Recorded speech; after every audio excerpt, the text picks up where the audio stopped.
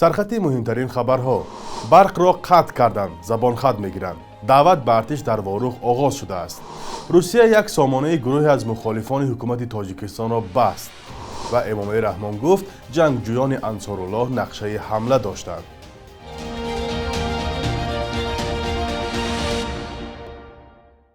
درود بینندگان عزیز و صبحتان بخیر و روزتان با قرار باشد. برنامه نویدی بامدادی تقدیم شما می‌گردد و من فرزان محمدی با جمع همکارانم در 10 دقیقه دیگر شما را با نوگانی‌های تاجیکستان و جهان آگاه خواهیم ساخت.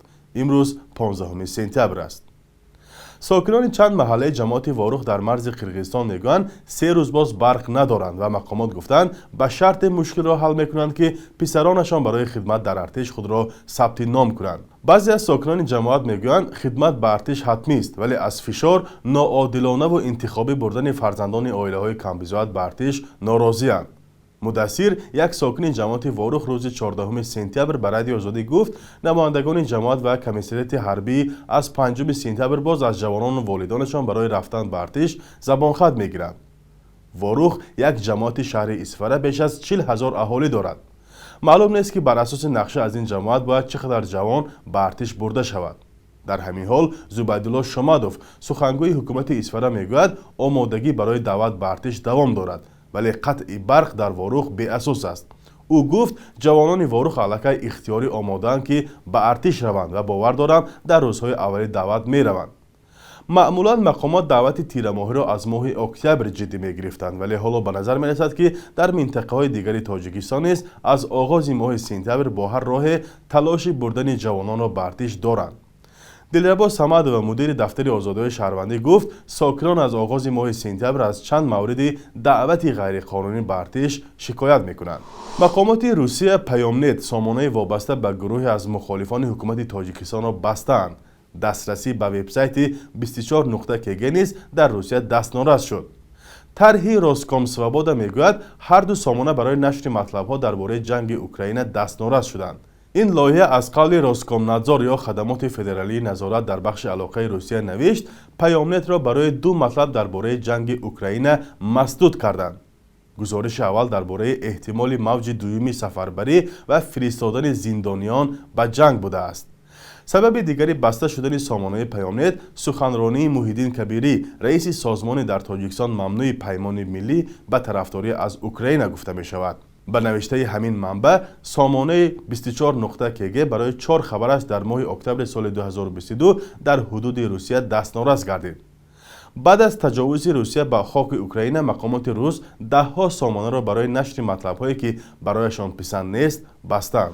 رئیس جمهوری تاجیکستان گفت جنگجویان انصارالله نقشه داشتند سرحد افغانستان را گذشته در دوشنبه و گوشه‌های دیگر کشور یک سلسله حمله‌های تروریستی انجام دهند. امامه رحمان روز 14 سپتامبر در نشست همکارانش از آسیای مرکزی در دوشنبه گفت طی ماه‌های اخیر از 2 کوشش رخنه کردن مرز از طرف جنگجویان انصارالله پیشگیری شد. کمیته دولتی امنیت ملی تاجیکستان خبر داده بود که 5 سپتامبر امسال ظریف باباجانوف، فرهاد بهادروف و اهدم قاسیموف 3 عضو گروه انصارالله را در نزدیکی دهه کیوران درواز کشتند.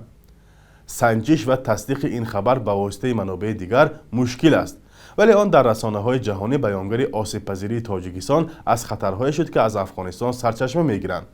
رهبران حکومت طالبان بارها وعده دادند که از خاک افغانستان هیچ خطری به کشورهای همسایه تهدید نخواهد کرد. کشورهای همسایه افغانستان و روسیه و آمریکا از حضور جنگجویان در افغانستان بارها نگرانی کردند.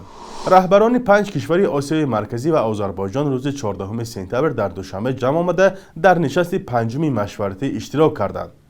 بعضی از رهبران کشورهای آسیای مرکزی تقسیم برابر ذخیره‌های آب را در میان گذاشته، دیگران از تجارت و فعالشوی تندگرایان و حفظ امنیت منطقه سخن گفتند. پس از انجام نشست سران دولت‌ها دیروز وزارت کارهای خارجی تاجیکستان جزئیات آن را به روزنامه‌نگاران شرح داد.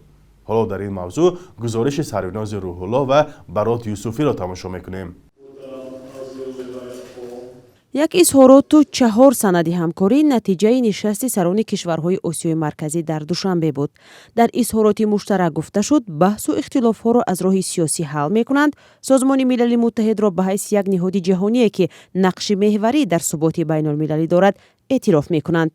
ин нуктаҳоро Сироҷиддин Муҳриддин, вазири корҳои хориҷии Тоҷикистон, пас аз анҷоми нишасти сарони кишварҳои минтақа дар ҳузури хабарнигорон баён кард.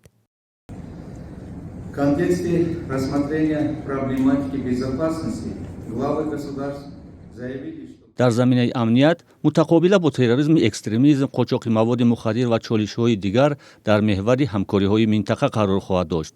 дар робита ба Афғонистон гуфтанд: мо тарафдори кишвари мустақилу воҳид ва сулҳомез ҳастем. тарафдори як ҳукумати фарогири миллӣ бо ҳузури ҳамаи қавму миллатҳои сокинони он ҳастем. этнических, конфессиональных и политических групп афганского общества. сарони кишварҳои осиёи марказӣ дар нишасти машваратӣ ба тавсияи равобити тиҷорӣ ва сармоягузорӣ таъкид карданд. дар нишаст гуфта шуд бояд таваҷҷӯҳ ба рушди саноат, таҳкими ҳамкориҳои минтақавӣ, фарҳангиву башарӣ ва эҳтиром ба арзишҳову расму оинҳои ҳамдигар ҷиддӣ бошад. сарони кишварҳо ҳамчунин дар нишасти машваратӣ чанд санади муҳимеро ба тасвиб расонданд, аз ҷумла интиқоли молу коло тавассути роҳҳои заминӣ миёни кишварҳои минтақа муҳим дониста шуд. Этим соглашением будут обеспечены условия для бо ин созишнома самтҳои сиёсати ҷавонон низомнома дар бораи шӯрои ҳамоҳангсозони миллӣ ки фаъолият ва тасмимҳои нишасти машваратиро мониторинг мекунанд, нақшаи роҳ барои солҳои 2023-2025 дар заминаи саломатии мардум дар ҳамкорӣ бо Созмони ҷаҳонии тандурустӣ аз ҷумлаи 4 санад буд.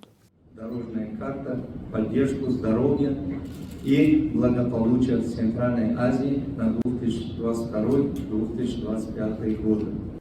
дар заминаи ҳамоиши сарони кишварҳои минтақа чанд нишасту мулоқотҳои дигар низ баргузор шуд. раҳбарони 5 кишвар ва Озарбойҷон рӯзи 14 сентябр дар Душанбе дар нишасти панҷуми машваратӣ иштирок карданд. Илҳом Алиев, раиси ҷумҳури Озарбойҷон ва Қурбонгулӣ Бердимуҳаммедов, раиси ҷумҳури собиқи Туркманистон меҳмони фахрии нишаст буданд.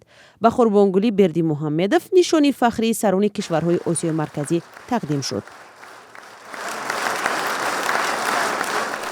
парлумони аврупо аз додгоҳи байнулмилалии ҷиноӣ даъват кардааст ки масъалаи қарори боздошти президенти беларус Александр Лукашенкоро баррасӣ кунад.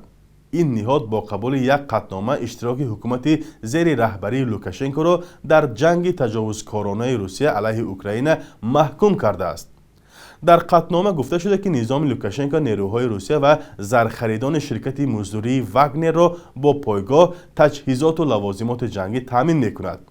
ҳамчунин аз таблиғот ва суханпардозиҳои нафратбарангези Русия ҷонибдорӣ менамояд. бахши якрӯзи таърихро ҳамкорам Хиромон Бақозода тақдиматон мекунад ки муҳимтарин таҳаввулоти таърихӣ дар рӯзи 15 сентябрро фаро мегирад.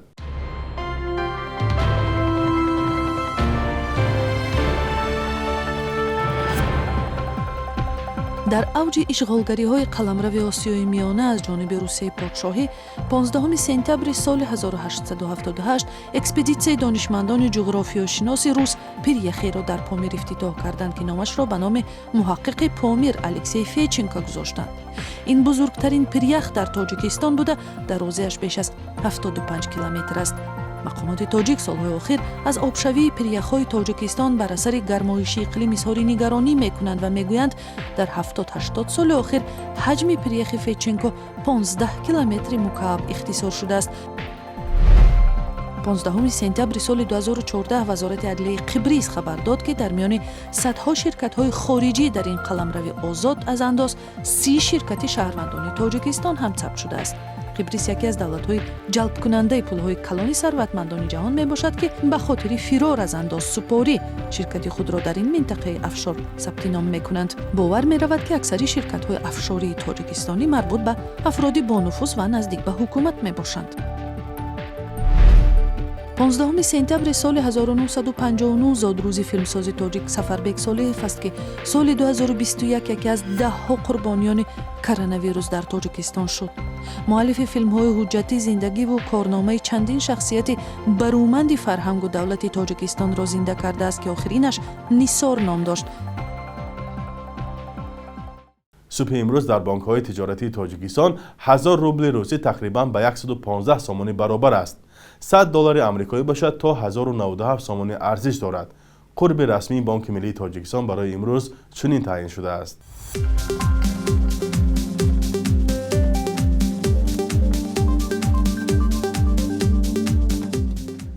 بینندگان عزیز، تشکر که تا آخر برنامه ما را همراهی کردید. خبرهای از این بیشتر را در سامانه رادیو آزادی با نشانی azadi.org و azadi.mobi پیدا کنید. خدا نگهدارتان.